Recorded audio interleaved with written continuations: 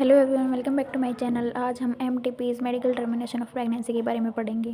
Medical termination of pregnancy MTP intentional और voluntary termination of pregnancy before full term is called medical termination of pregnancy MTP और induced abortion.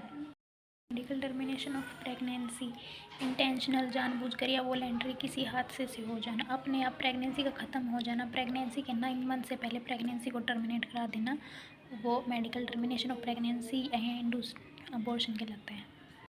Nearly 45 to 50 million MTPs are performed in a year all over the world, which account to 1/5 of the total number of conceived pregnancy in a year। जितनी भी एक साल में pregnancies होती है उसका लगभग पाँचवा भाग इंड्यूस्ड अबॉर्शन की हेल्प से हटा दिया जाता है। अगर देखा जाए तो एमटीपी वर्ल्ड की जो पॉपुलेशन है उसको घटाने में मददगार हो रही है, लेकिन एमटीपी का काम पॉपुलेशन डिक्रीज करना नहीं है। Whether to accept legalized MTP or not is being debated upon in many countries due to emotional, ethical, religious and social issues involved in it। MTP को लीगलाइज किया जाए या स्वीकार किया जाए, ये डिबेट चल रही है बहुत सारी कंट्रीज़ में, क्योंकि वहाँ पर उनको इमोशनल, इथिकल इशू और रिलीजियस इशू जो उनकी समाज से जुड़े इश्यूज़ हैं उनके कारण कुछ कंट्रीज़ इनको एक्सेप्ट कर रही है और जो कुछ कंट्रीज़ वो इनको एक्सेप्ट नहीं कर पा रही है, लीगलाइज नहीं कर पा रही हैं। Government of India legalised MTP in 1971 with some strict condition to avoid its misuse. भारतीय सरकार ने एमटीपी को 1971 में लीगलाइज कर दिया था और इसके मिसयूज को रोकने के लिए कुछ कंडीशन रखी गई थी जो भारतीय सरकार ने 1971 में ही रख दी थी।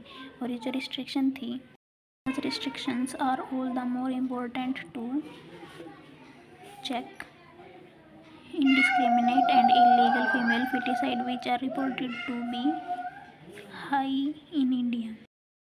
जो ये रिस्ट्रिक्शन थी ये indiscriminate and legal female foeticide, यानी अगर पता चल जाए कि गर्भ में जो शिशु है वो फीमेल है उसको मार दिया जाता है, तो उसको रोकने के लिए भारतीय सरकार ने ये रिस्ट्रिक्शन अप्लाई किए हैं।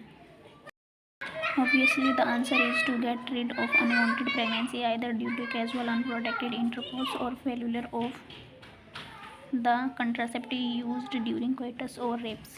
टीपी अनवांटेड प्रेगनेंसी से बचने के लिए किया जाता है। अनवांटेड प्रेगनेंसी या तो अनप्रोटेक्टेड मेटिंग जब होती है उसके कारण हो सकता है, या जो मीटिंग के दौरान कंट्रासेप्टिव मेथड लिया है वो सही तरीके से काम नहीं कर पाता, उसके कारण भी अनवांटेड प्रेगनेंसीज हो जाती है, तो उनसे बचने के लिए इसका इस्तेमाल किया जाता है।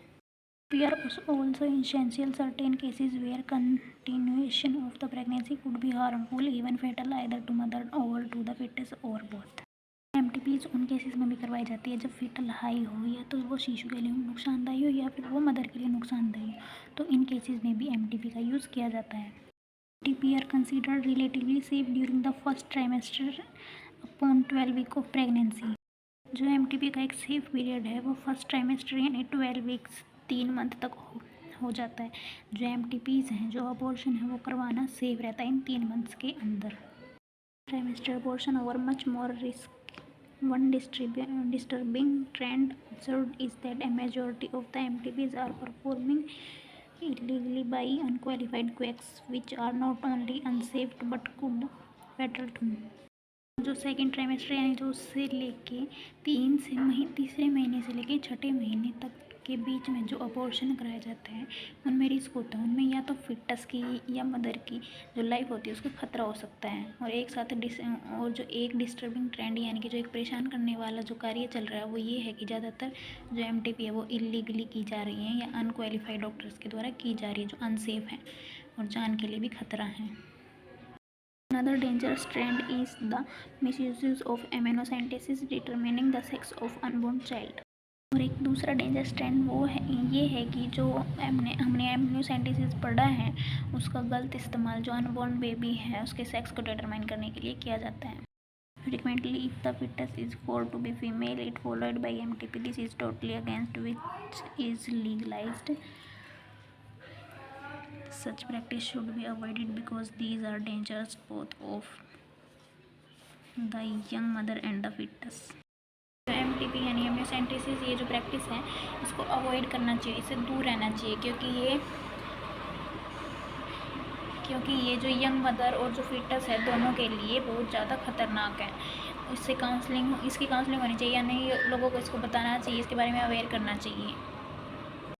Effective counseling on the need to avoid unprotected coitus and risk factor involved in illegally abortion, as well as providing more health care facilities, could reverse the mentioned unhealthy trend.